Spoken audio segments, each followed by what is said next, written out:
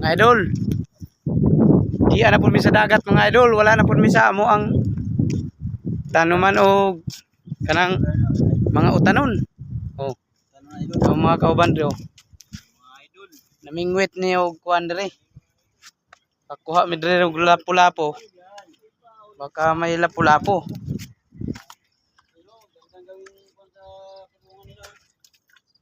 Dati dito kami ng ano ng yung lapu-lapo, pinagpapana lang ponpon. Dami.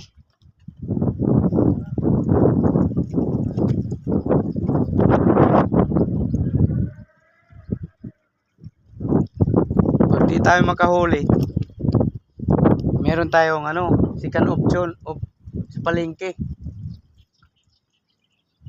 Oop. Layo-layo.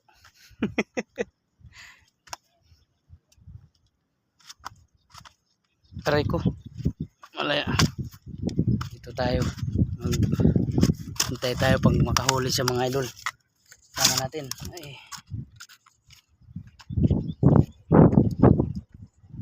Malinaw to. Ang ano nito, ang malabo.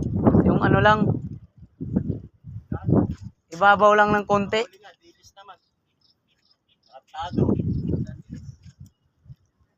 Ibabaw lang ng konti. Yan. Yan yung huli. Oh, tinan mo mga idol. Nakahuli kami oh. Oh. Oh. Mas malaki pa yung pain. Mas malaki pa yung pain kaysa nahuli. Kaysa sa mas malaki. Malupiton. Oh. Tingnan mo, baka hindi nyo nakita. Oh. Oh, di ba? Oh, di ba? Sariwa pa. May yung pain. Yan yung hinabol niya, malaki pa sa kanya. Malupit na isda. Oh. Baka makahuli pa tayo, may ano na tayo. May makahuli ka ng 20 ganyan. Ay, nakahuli nga tayo ng maliit. Yun pa kayang malaki. Yan tinatawag na agimat. Swerte yan, swerte. Mas malaki pa eh. Oh. Magat yan, sabi talaga sa bunganga. Mas malaki pa yung ano eh, yung... Nadaanan niya, nadaanan. Mas malaki Mo. pa yung pamahay. Hindi sumabit sa bunganga, no? Nahok lang. Ah, nahok? Na ano yan, nadaanan yan paghila. Siyempre marami sila. Marami isda dyan. Eh. Grouper mamaya. Ito, malupit ito mga idol, oh. Yung pinapanood ka rin ng grouper. Dilis yan.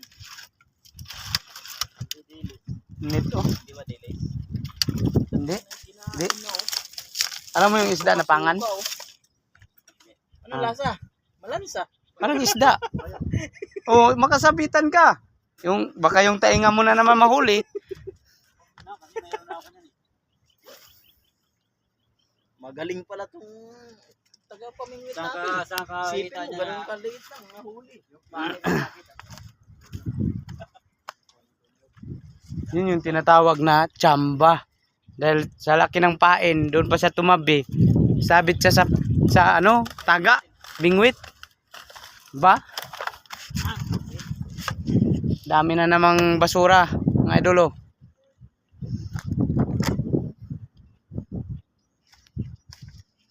Dapat to dito, mga basurero dito pinapunta. Para manguha ng mga plastik.